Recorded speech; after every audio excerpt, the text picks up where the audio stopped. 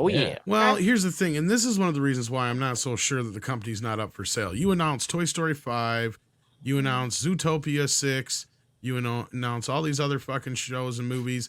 You announced 3 movies at Star Wars Celebration this last week here. Don't tell me half this shit's going to actually come to fruition.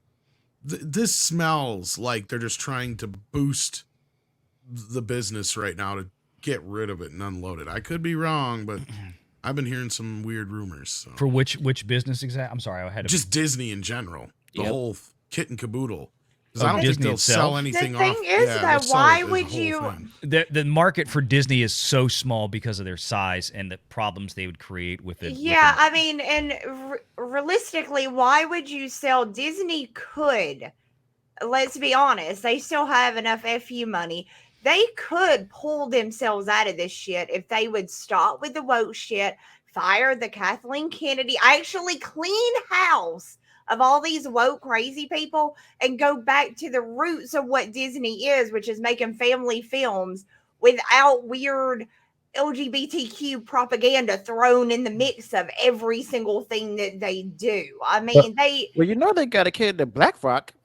But Mandy, they don't want to. They want to do that. They want to teach your kids. They're their new parents of your children, thank right? goodness. That's what's going on, right? They think they can teach them. That's what they're going on right now. It is very weird that they like that whole turning red one. That one really, like, I saw enough clips of it. I was like, no, I'm not taking my kids to see that. That a whole Disney movie about periods. Are you joking? That's a joke, right? I could have sworn they were just playing with me. I'm sure Dylan, what's his name, is going to be like the spokesperson of the next Turning Red, though. Disney, love it. Love it. Love it. Disney, love it. Like, oh my God, have a Bud Light. We're gonna make Turning Red too. Yeah, you've got a very We're changing the name to Transmission Fluid. You've got a very limited business audience out there. But some people see what I'm saying though out there about boosting the value of the company, because that's exactly what George Lucas did when he sold Lucasfilm to them. And I know people keep saying that. People have said I've been crazy about other things too, and shit's happened. So let's just wait and see. But they've got a lot of problems right now, and one thing could be unloading their entertainment division real quick, and or Disney as a whole.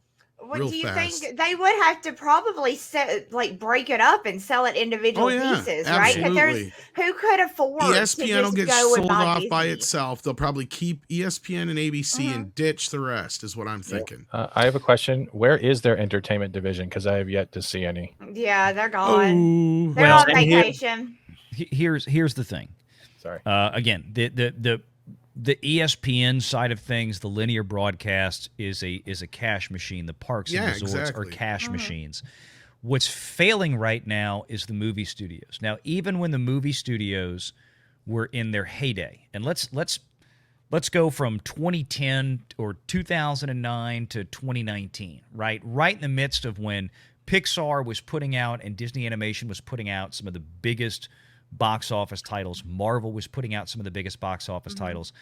You even had all the Star Wars stuff that was coming out at that point. Granted, they were on a slide from the 1st to the 5th. But again, be that as it may, it still represented a relatively small piece of Disney's operating income. Right. Yep. I mean, again, even the best year that Disney had at the theater still was barely a mouse fart on the charts compared to parks and entertainment and merchandising and ESPN and live sports. It's there because it's the most visible aspect of Disney there is. So Disney can kind of keep fumbling around with the crap for a while. And this is why I brought up what I brought up with the whole Ike Perlmutter situation when he said Marvel fired me. And he recited something in that interview with the Wall Street Journal that I've been saying on my channel for a year plus. Disney, they love to go out and look at the box office. We were the biggest movie studio box office this year. We beat Universal and Sony and all this. Perlmutter, like me, is constantly asking, "It's great. Did you actually make any freaking money from it?" Because that's the key. Is that they love to wave that banner of we got the biggest box office. The problem is now They ain't got the box office no more to brag. Well, and we Universal is taking them out last year. Yeah, we looked at that last year, even though they were at the top as far as box office revenue. Yeah, after you factored in all their losses, they didn't make no goddamn money. And just like who was it, Discussing Film, or one of those that I posted here in the private chat.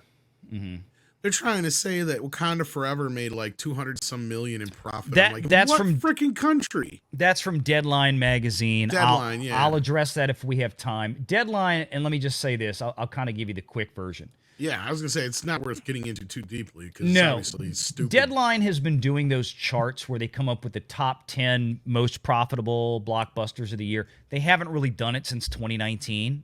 For obvious reasons. We really haven't had much of a box office since then. 2021 was a fluke. We still didn't have much box office, and so they decided to do it for 2022. So that's what they're putting out now. They're doing the top 10.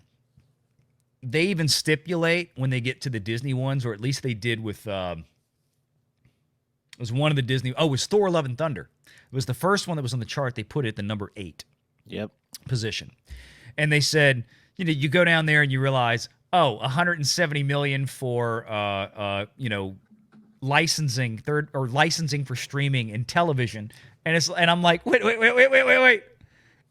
where's that 170 million? And then you scroll down in the article and it goes, now granted, that 170 million dollars is Disney paying itself. I'm like, there it is. Yeah, it's Fugazi. It's a fake. It's a fraud. It's a fake diamond. Wakanda didn't make money. Neither did Thor: Love and Thunder.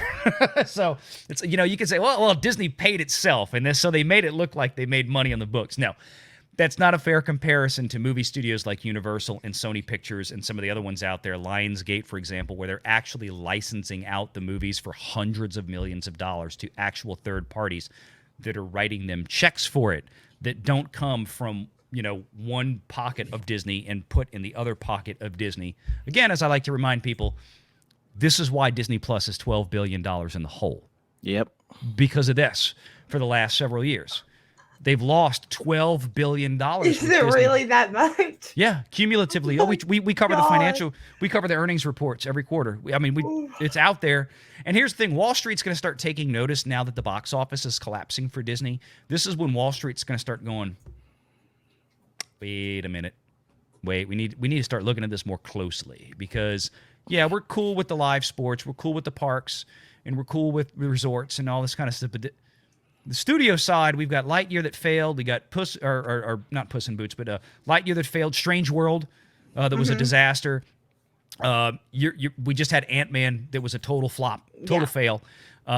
You can only put so many of these in a row, and I'm gonna tell you right now, if Little Mermaid comes out, if that movie can't get close to $1 billion, if Guardians can't get close to $1 billion, there's gonna be a lot of questions, because now the rest of the industry is looking at companies like Universal and like last year Top Gun Maverick from Paramount and all this, going, wait a minute, why is it that everybody else is turning in actual huge box office successes?